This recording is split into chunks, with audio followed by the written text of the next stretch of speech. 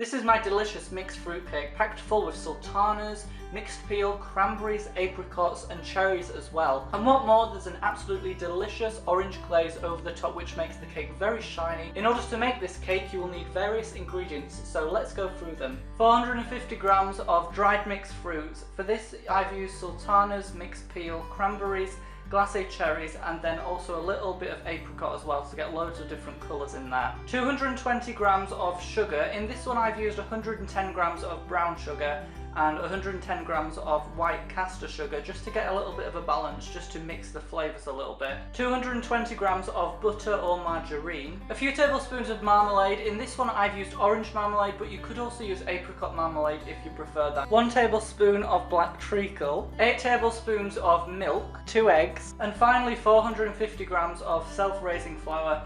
And in there it's best to sift in a little bit of mixed spice as well. I used about 1 tablespoon and that seems like it's going to be enough just to bring out the flavour a little bit more. The first thing to do is to grease and line a baking tin, and this is just a regular circle one, any size will do really, but make sure it's quite deep because there's a lot of mixture.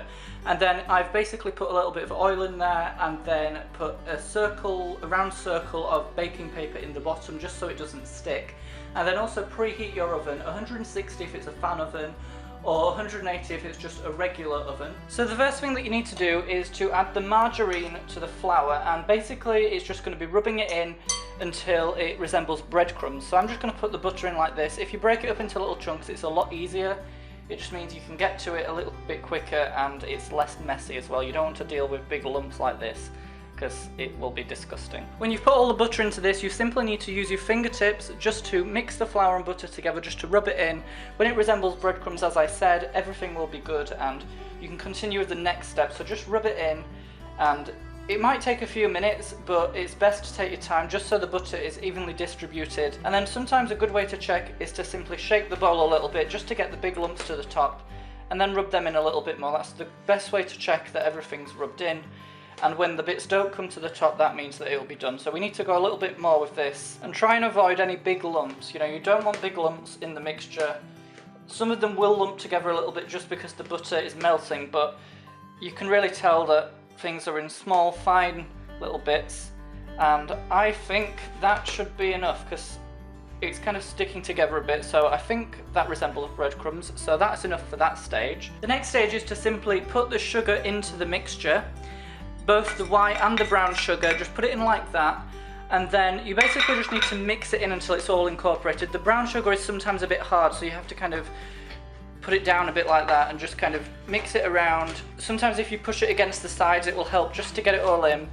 It doesn't have to be perfect, but you really do not want big lumps of brown sugar, because brown sugar in lumps is revolting. Like, it adds to the nice taste if it's all mixed in properly, but if you don't mix it in properly you'll get big bits of brown sugar in the cake and you'll think this is a horrible recipe when it might not be. So just mix them in as much as you can, and kind of like before, just shake it a bit. The big bits will come to the top and then you can just kind of put them against the side. You can see everything's kind of getting incorporated. The flour changes colour, it becomes a little bit darker. Obviously it's not going to go really dark because we've also got some white sugar in there as well, but just mix it as much as you possibly can, just to kind of get it incorporated. And you're going to actually keep mixing now as we add the fruit. So I'm just going to go get the fruit, and then we're going to add the fruit in just to the mixture and just add it all in at once. And if you do it when the dry ingredients are all in there together, the fruit will become a lot more incorporated. Some recipes get you to put the fruit in after you've put the eggs in, but I don't think it's going to be as easy to mix the fruit in properly if you do that. So do it my way and it will mix in really well. And as you can see, this looks like a really nice mixture. Lots of different colours, lots of different textures in there. It's going to be absolutely delicious when it comes out of the oven. So the thing to do now is to prepare the wet ingredients. So obviously I've got some milk in the jug here, just a regular jug. You can put it in anything because it's not going to be cooked or anything. So you just basically need to crack the eggs into this, and then we'll whisk them around when everything's in. So just put the egg shells to the side or something, and just make sure you're cracking eggs in a suitable way that you don't get the eggshells into the mixture, because we really don't want eggshells. That's not the goal of this recipe. And now I'm just going to take a regular fork and just simply whisk them around until it's all incorporated. You really need to whisk eggs if you're using them in a cake. You don't want big egg yolks being thrown into things because it just won't mix properly. It needs to be all incorporated. It'll change colour a bit. The milk will kind of go like a creamy colour, and that's a sign that it's done and that you can move on to actually adding the next thing, which is the black treacle. And treacle's quite a messy thing in general, so don't be surprised if it goes everywhere, but just simply use a spoon, or I've got a measuring spoon here, and try and kind of get it over without getting on the side of the tin, because it's really hard to kind of wipe these kind of tins like this. And then you can see it's kind of running off a little bit, and you can actually use your fork just to kind of encourage it to come off. This treacle's going to add a very rich taste to the cake that I think really enhances everything. It just adds to the fruit and everything, and just try and get as much of it as you can. And then when you've got as much as you can, just move everything to the side and again whisk around. With the treacle, the mixture is going to feel a little heavier, but just keep mixing and mixing. It's going to go quite dark, it's going to go a grey colour. When you feel like it's all incorporated, it will then be time to add it into the mixture. So here it's kind of gone a very strange kind of a mustardy colour really. I think that's probably what you're looking for. So just keep mixing it around until it's all incorporated. And then obviously bring your bowl back, bring the bowl over, and then when you've got your bowl ready, you can just basically add everything that you're going to need. So basically this mixture here just needs to go into the bowl and kind of spread it around like that. If there's a few little bits of treacle in the bottom, it doesn't really matter. Just get everything you can out of the bowl, of the jug, and then you just need to mix it really. And keep mixing until you feel like it's quite a wet mixture, until it's all incorporated. And you'll be able to tell when it feels like a traditional cake batter. Obviously with the fruit, the texture is going to be quite different, but it should still be quite wet. You don't want it to be too dry, and if it does feel a bit dry, just add a little bit more milk or something. Don't add water. I know sometimes when people make cake, they add water into it, and it really doesn't help. It needs to have milk. Milk just has a better taste to it for a cake. So just keep mixing it around like this as much as you possibly can, and make sure that all the flour is incorporated from the bottom of the bowl. You don't want kind of loose bits of dry flour in the bottom. Just mix it around until it's all incorporated. So the next thing that we need to do is transfer this batter into the cake tin, and sometimes this is a little bit complicated and it gets everywhere. So the best thing to do is to grab a spoon, a separate spoon from the one you've been using, and just put it into the cake tin like that, and just keep transferring with spoons. If you kind of lift the bowl up like that, it's just going to get all over the place, and we don't want cake on the floor or anything. So just kind of put it in with a spoon, makes it quite easier, and it's better if it's a metal spoon. It just kind of holds the cake a little bit more. So put it in and kind of spread it around evenly, but don't worry too much about where it lands right now. We're going to spread it out again in a second. It's quite a big cake, so you know there's quite a lot of mixture to transfer. But I think with a fruit cake you really want big thick slices. Get all of the little bits of fruit that's in here, because the fruit is exactly what you want in a fruit cake. So get all of the bits of fruit and just kind of transfer them. And if you need to use both spoons to kind of get them off into the tin. With this, you just need to basically flatten it out. Use a spoon to kind of go round it. And sometimes it's quite good with cakes just to leave a little bit of a dip in the middle, just in case it rises a little bit, because every cake is going to rise a slight little bit.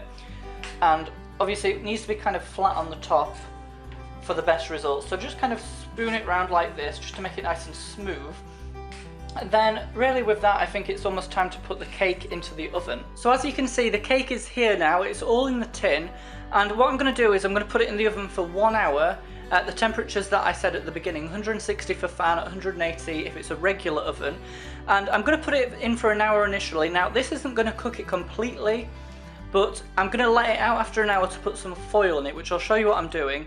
That basically means that it won't burn on the top. So put it in for an hour and then take it out. So I'm going to go put it in right now. So here is the cake. It's just come out of the oven and it's kind of golden brown on top, but it's probably not finished yet. So the way to check this is to get a cocktail stick or anything that you can, probably not a knife or anything big, but anything that you can kind of just put into the center. And then if it comes out clean, which that almost is, but it's still a little bit wet in the middle, it means it needs a little bit longer in the oven. But obviously, as you can see, the colour of the cake is exactly as it should be. So if you get some foil and put it over the top, you can kind of just put it loosely. Obviously the tin's quite hot. If you put it in the oven for about 10 more minutes, it means it won't burn, but it'll still keep cooking in the middle. So I'm going to put it back for about 10 minutes and then it should be done. So I've just taken the foil off and the cake's come back out of the oven, and I think now it's absolutely perfect. It's not any browner on top, so the foil has definitely worked. And now we just need to leave it in the tin for about 20 to 25 minutes just to cool down a bit. When it's done that, we can take it out and then put some of the marmalade on the top. So the cake's been cooling now for around 20 minutes to half an hour. It's still a bit warm, but that's exactly what it should be like. And what we need to do is get it out of the tin. So what I'm going to do is get a palette knife and go around the edges to start with. With the palette knife, it just kind of eases it away a little bit. So just kind of go around the outside, and you don't really need to go the whole way down, just a little bit, just to kind of loosen the edges a bit. Be very, very careful not to obviously cut into the cake, because it's not going to look very professional if you do that. So just kind of go around the edges just to loosen it up a little bit. And my tin's actually a loose bottom tin, so I should be able to get it out quite easily. So I'm going to try doing that now. So I'm going to take the oven gloves because it's obviously still a little bit warm. And I'm going to kind of push the tin up a bit.